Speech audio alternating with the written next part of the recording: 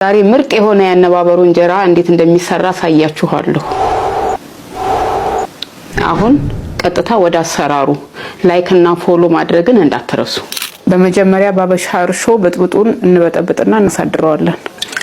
ያዘጋጀሁት ያበሻ እርሾ ይሄ ነው። ያዘጋጀሁትን ያበሻ እርሾ ሳህኔ ውስጥ ጨምረዋለሁ።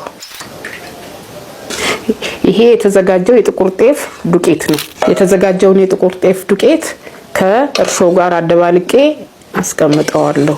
እርሾውንና ዱቄቱን በትክክል አደባልቀን ለአንድ ቀን እናሳድረዋለን ማለት ነው። በጥብጬ ያሳደርኩትን የጤፍ ብጥብጥ የተለያዩ ቅመማ ቅመሞች ጨምርና ለቡኮ አዘጋጀዋለሁ። በርበሬ ጨምርበታለሁ፣ የዳቦ ቅመም ጨምርበታለሁ፣ ማይስን ያህል ዘይት ጨምርበታለሁ፣ ትንሽ ጨው ጨምርበታለሁ፣ አንድ የሾርባ ማንኪያ ስኳር ጨምርበታለሁ። ስኳሩን የምጨምርበት ምክንያት እርሾ ላይኮመጥጥ እርሾን ኒውትራላይዝ እንዲያደርግልን ነው። ይሄ ቀድሜ የጨመርኩትን ቅመማ ቅመሞች ከእርሾ ጋር በደንብ አደበላልቅና ወደሚቦካበት እቃ ውስጥ እገለብጠዋለሁ።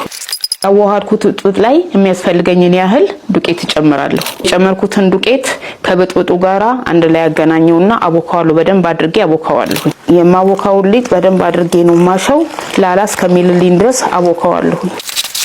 አሁን እንግዲህ ሊጣችንን ለአነባበሮ ኦሬዲ ዝግጁ ሆኗል። ኩፍ ሲልልን አነባበሯችንን እንጋግራለን ማለት ነው። ፈጠን ብለን እንጋግራለን።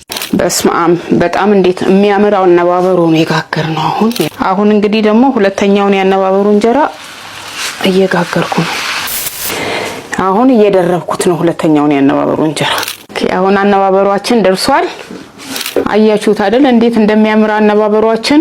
አሁን እንግዲህ የምንቀባውን ነገር የጾም ጊዜውም ጾም ስለሆነ የምንቀባውን ነገር እናዘጋጃለን። የምንቀመመው ከቆልቶ የተፈጨ ሰሊጥ ነው። ይሄ ደግሞ የተፈጨ ነጭ ሽንኩርትና ዘይት ነው። ዘይት ውስጥ ደግሞ ትንሽ በርበሬ ጨምርበታለሁ። አሁን ደግሞ የተፈጨውን ሰሊጥ እንጨምራለን። አንድ ላይ እናዋህድና አነባበሯችንን እንቀባለን። አሁን እቀባዋለሁ። ያያችሁት አይደል አነባበሩ እንዴት እንደሚያምር። አነባበሯችን በዚህ መልኩ በጣም በቆንጆ ሁኔታ ደርሶልናል። በጣም ቆንጆ ነው። በጣም ነው የሚጣፍጠው። እንግዲህ እናንተም አዘጋጁና ቅመሱት። ይሄ እንግዲህ የጾምን ያዘጋጀነው የፍስክም ማዘጋጀት እንችላለን። ማዘዝ ለምትፈልጉ ሰዎች ደግሞ ባዮ ላይ ባለው ስልክ ደውሉና አግኙን። ቪዲዮ ከተመቻችሁ ደግሞ ላይክ፣ ሼር፣ ኮሜንት ማድረግን አትርሱ።